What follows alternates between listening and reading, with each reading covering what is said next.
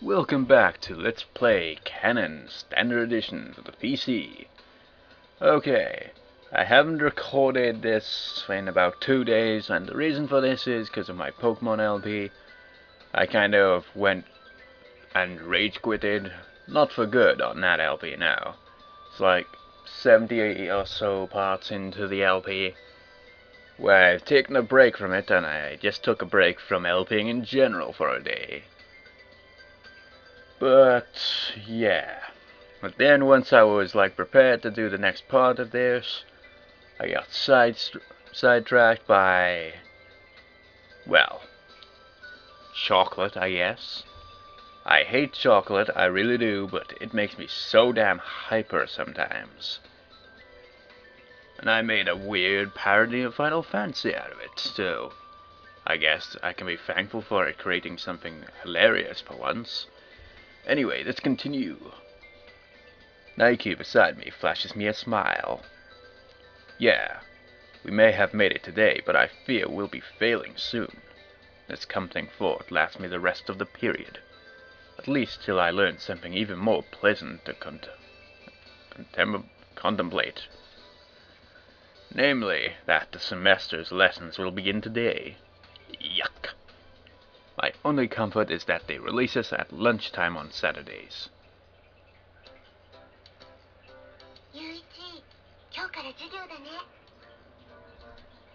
I don't have any textbooks yet.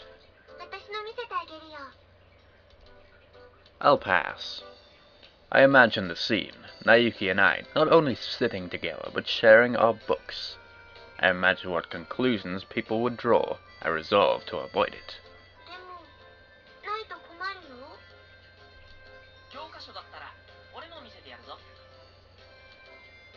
I'm gonna get this guy right here. You see him, viewers? He's a weirdo. He has no real purpose on this anime, really. I think he was just created because, well, too many girls in this anime. They needed at least 2 guys in the character list, I guess. He's got weird hair. I mean, look at that. Look at it. Who has hair that goes like this? Who, I tell you? Well, I wouldn't be surprised if I saw someone with his haircut in this day and age. People get some weird hairstyles. Anyway, I'm gonna give him Tristan's voice from the Yu-Gi-Oh! Bridge series, because my voice gives me super strength. If it's textbooks you're after, you can borrow mine. Someone else enters the conversation. He must have overheard us. Who are you? We met yesterday. Did we? I don't remember a thing. Right. Actually, I do seem to remember her mentioning a name like that. But it's a Japanese name. How was I supposed to know?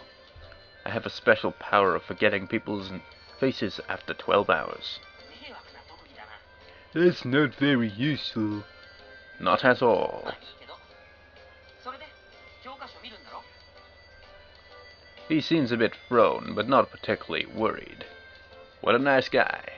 Thanks, but what about you? No problem. I can look over your shoulder. You can? You mean you hadn't noticed? I'm sitting right behind you. I try not to look behind myself. Strange guy. Well, sorry.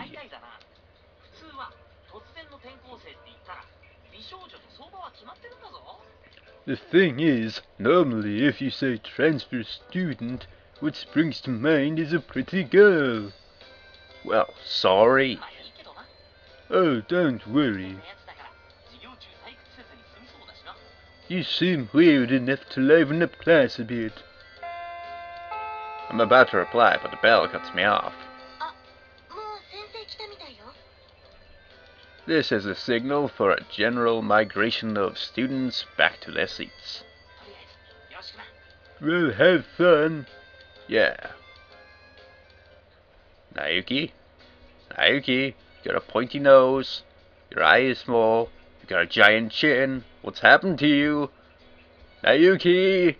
You're creeping me out. The boring lessons begin and time drags on. I've been bored before, but now I'm faced with... damn it, how do I pronounce this word? Incomprehension on the boredom, who cares?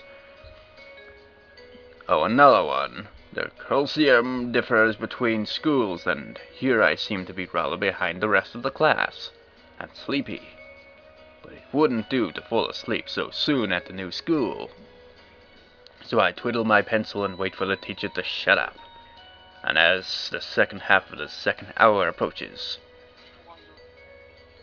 There's someone there! Kitagawa behind me pokes me in the back with his pencil and whispers this. Well, of course, this is a school. Not like that. Whatever. With this ambiguous reply, I glance sideways at Naoki.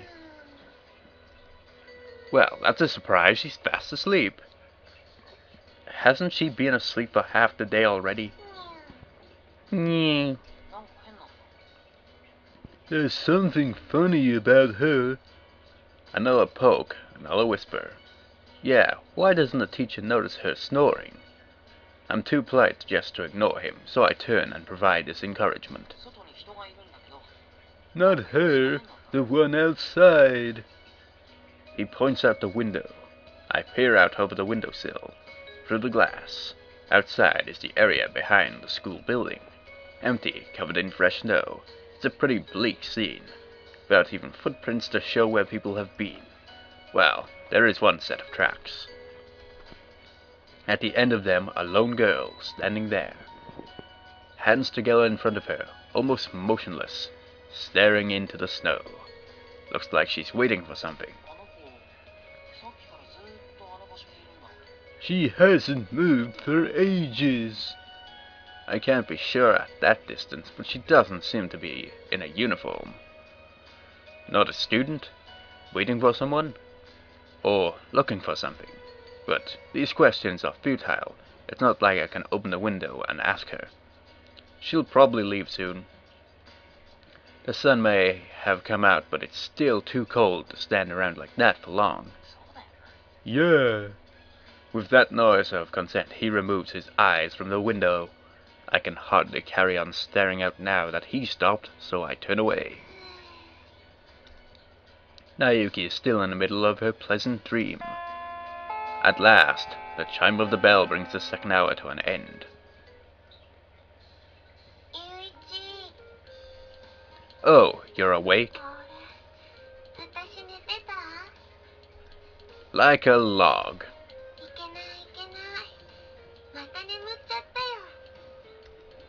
Anyway, what do you want?